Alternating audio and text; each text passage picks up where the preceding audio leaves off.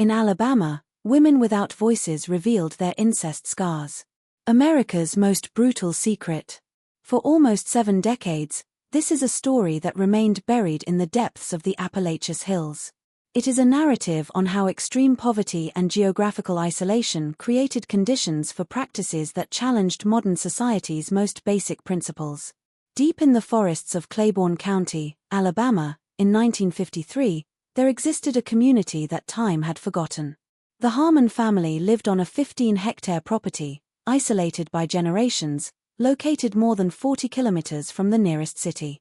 During the winter months, the dirt road leading to the property was virtually impassable, with the nearest neighbors miles away.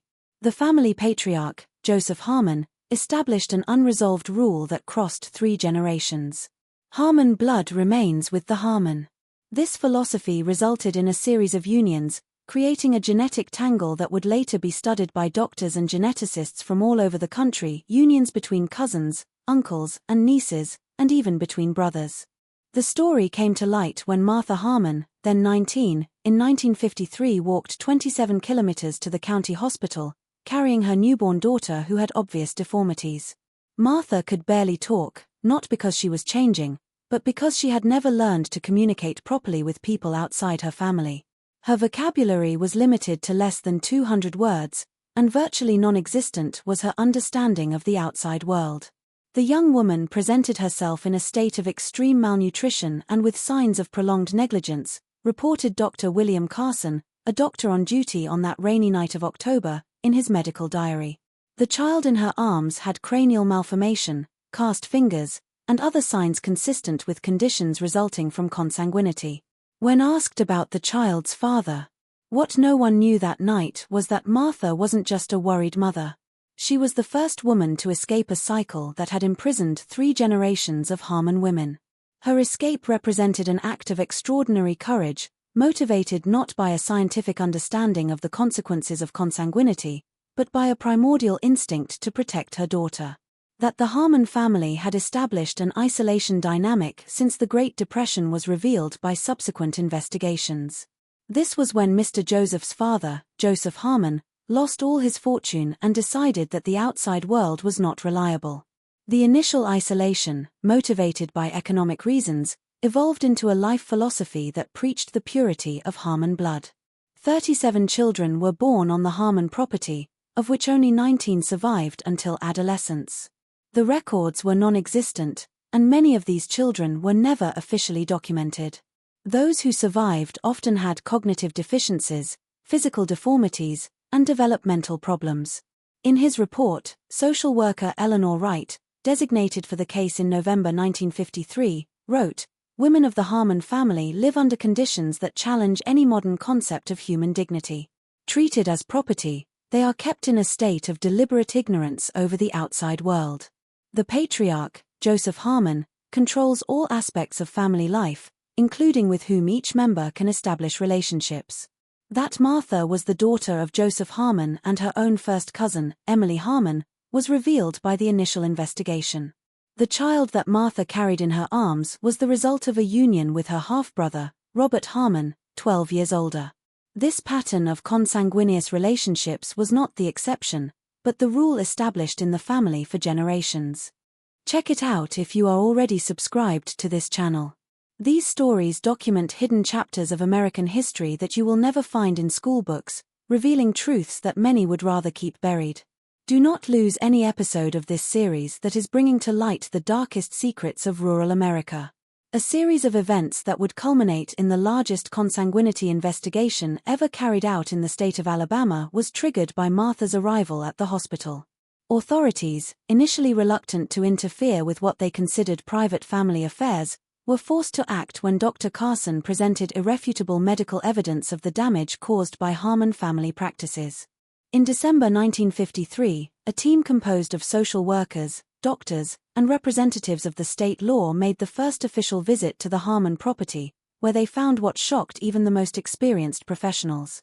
The property consisted of 7 rudimentary cabins without electricity or running water. Evident everywhere were signs of extreme poverty, and sanitary conditions were primitive.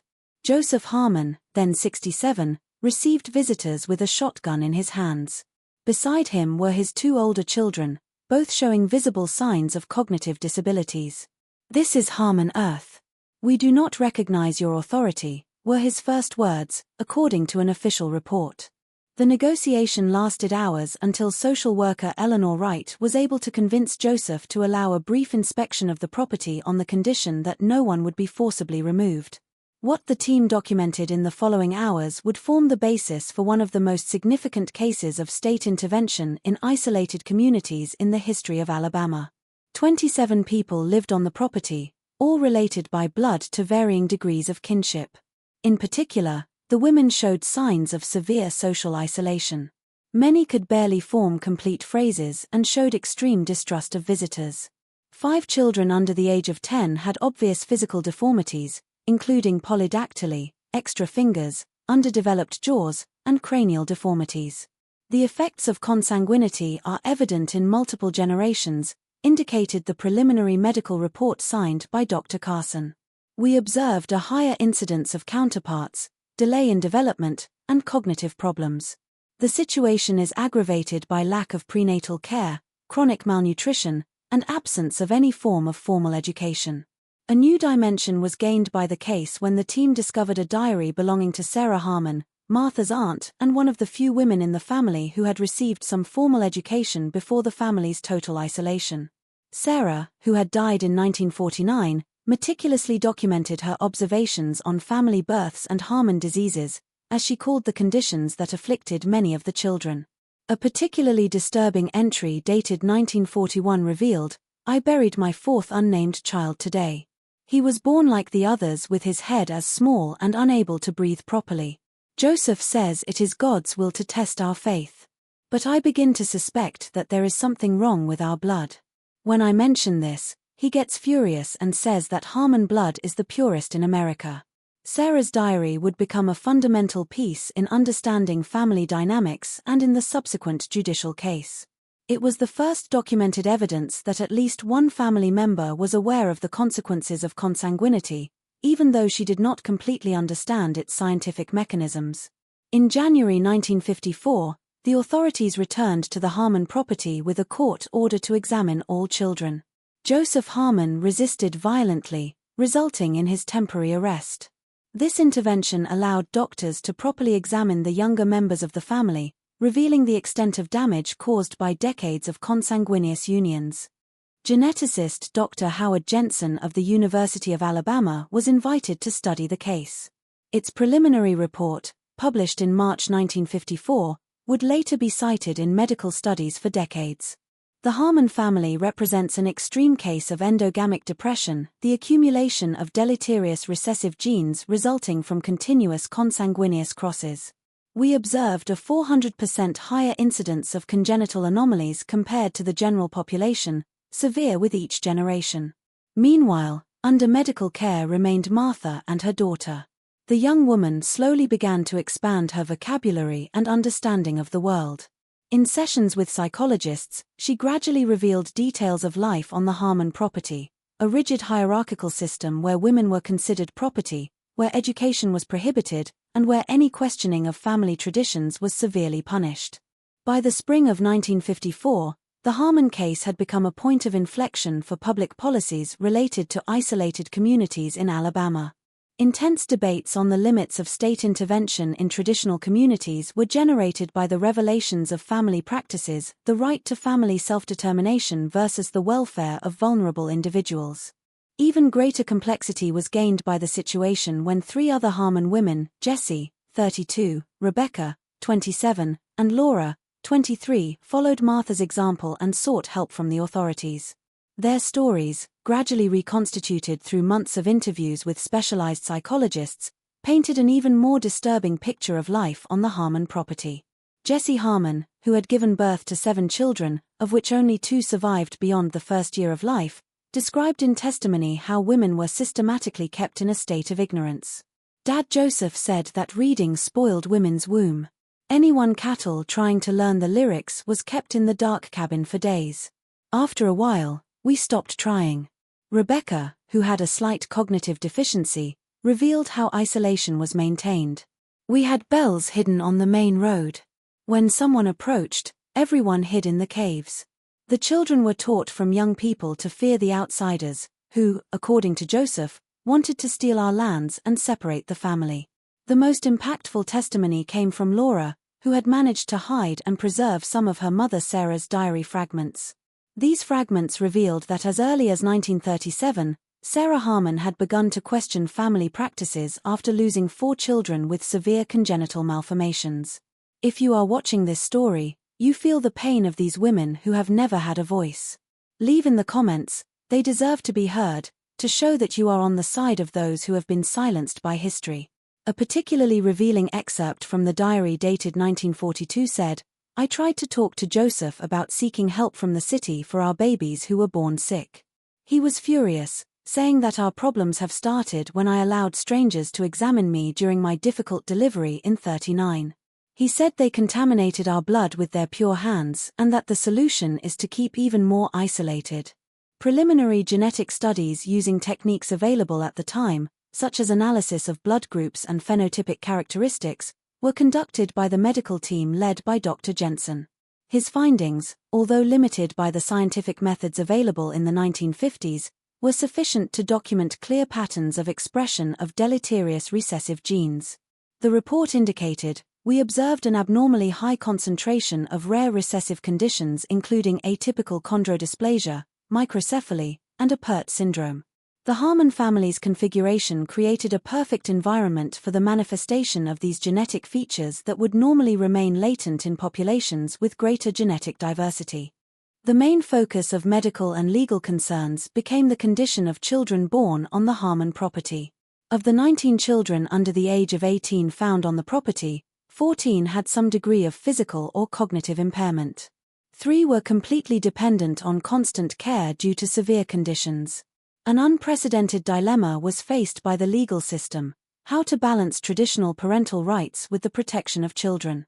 Judge Harold Blackwood, responsible for the case, expressed this tension in his preliminary notes: "We are facing a case that challenges our most fundamental principles. On the one hand, we have the tradition of non-interference in family practices. On the other, we have undeniable medical evidence of preventable damage being perpetuated through generations." In June 1954, after months of evaluations and testimonials, a historic decision was issued by the Claiborne County Court.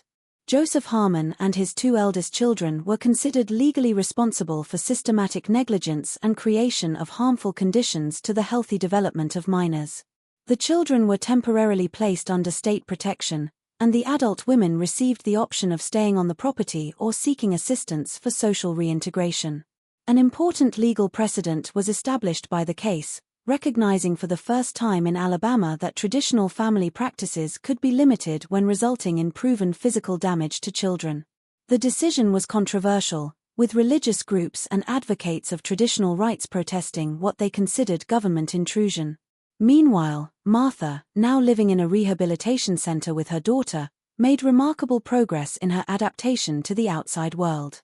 In 7 months, her vocabulary had expanded to over 800 words, and she showed a learning capacity that surprised experts, challenging initial expectations about her cognitive potential. Martha's girl, named Hope by the hospital staff, received treatments for her congenital conditions. Despite physical limitations, including cast fingers and problems in jaw formation, she showed normal responsiveness to stimuli and cognitive development within the expected parameters for her age. By the fall of 1954, the Harmon case had become a catalyst for systemic changes in the way the state of Alabama addressed isolated communities and suspected cases of consanguinity. A special program to identify and monitor remote communities at high risk of genetic isolation was instituted by the Department of Public Health, with a particular focus on the mountainous regions of the Appalachians. The Harmon property was placed under special supervision, with regular visits from social workers and health professionals. Joseph Harmon, after serving 6 months of detention, returned to the property under strict conditions that included allowing regular access from the authorities and the prohibition to interfere with the education of the remaining children.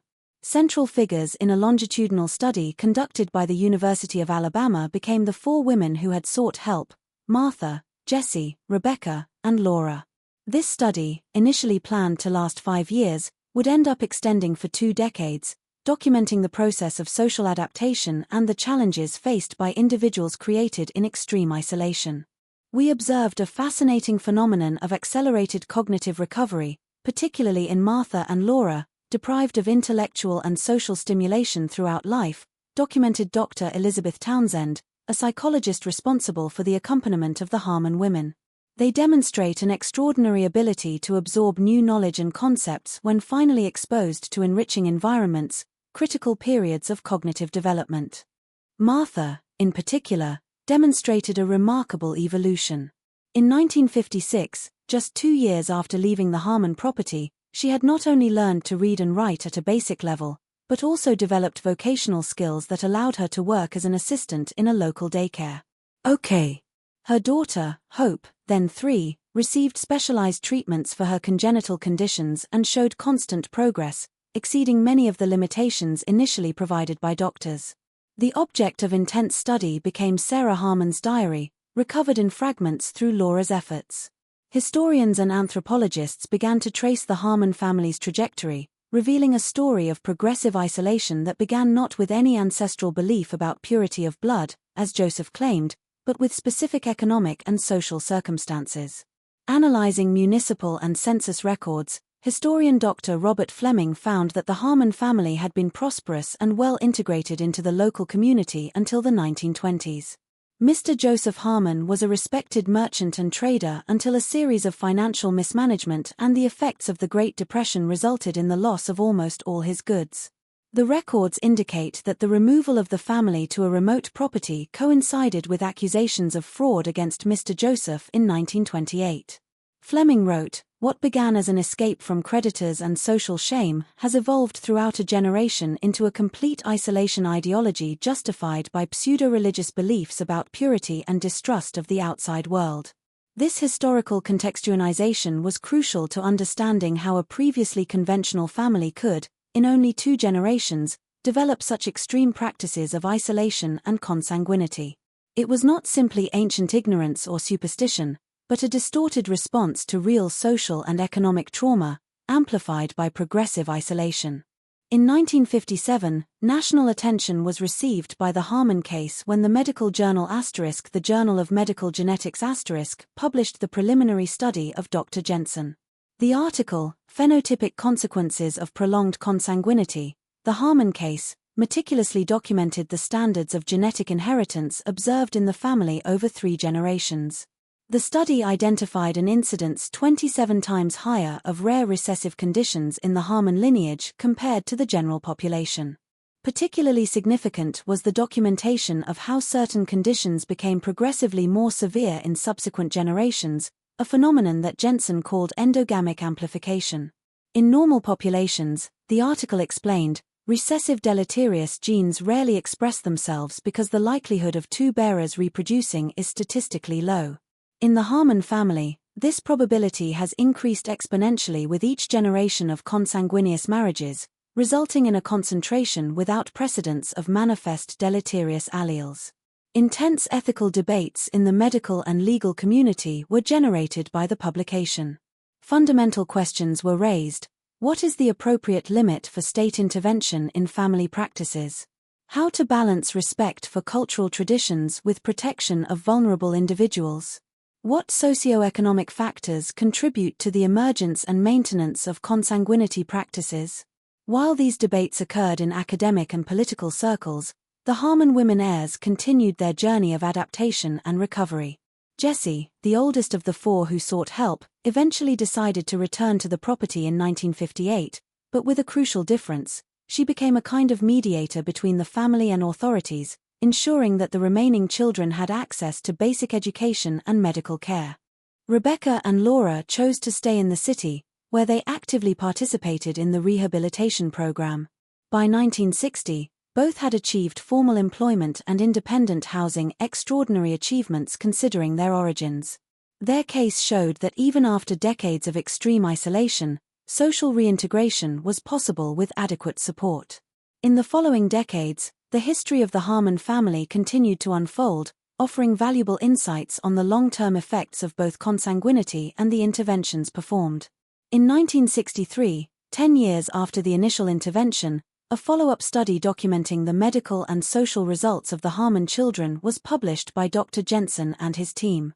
Of the 14 children with congenital conditions identified in 1954, 9 had demonstrated significant improvements with appropriate medical treatments and adequate stimulation. 3 remained with severe limitations that required continuing care, and 2, unfortunately, had died due to complications related to congenital heart malformations. Gradual transformations underwent the Harmon property. Joseph Harmon died in 1966 at the age of 80, and with his death, much of the ideological resistance to the outside world dissipated. His older children, although initially reluctant, ended up allowing greater family integration with the surrounding community. Martha Harmon, whose brave escape in 1953 had begun the whole process, became a remarkable figure in her own right. In 1967, after years of self-taught education, she began giving occasional lectures to social work professionals about her experience. Her unique perspective as someone who had lived on both sides, both in extreme isolation and mainstream society, offered invaluable insights to professionals working with isolated communities.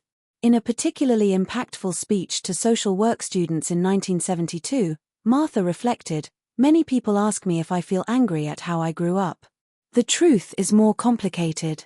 My father and older men believed genuinely that they were protecting us. Isolation began with real fear of the outside world. The problem was not evil, but ignorance perpetuated by generations, fear solidified by pride."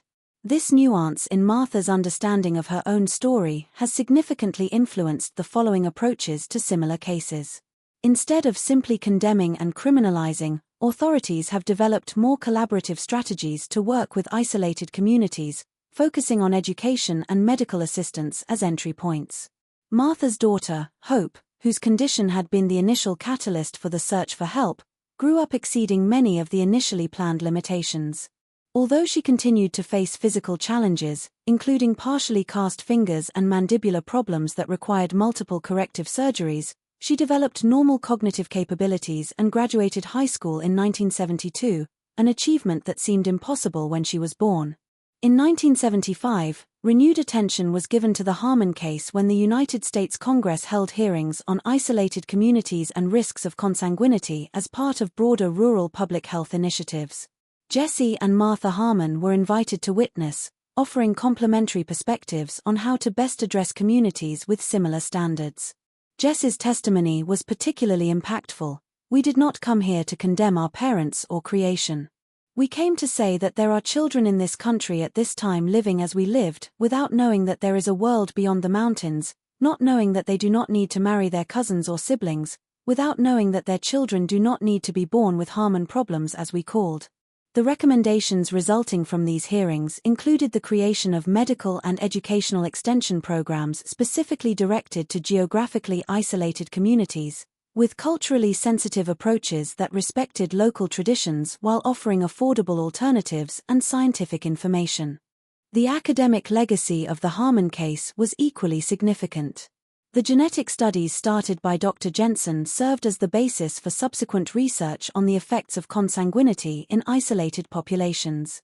Even with the advent of more advanced genetic techniques in the following decades, the data collected in the Harmon case continued to offer valuable insights on patterns of inheritance and expression of recessive genes. In 1983, 30 years after the initial events, a retrospective article that tracked the Harmon family descendants was published by the * Journal of Genetic Counseling Star.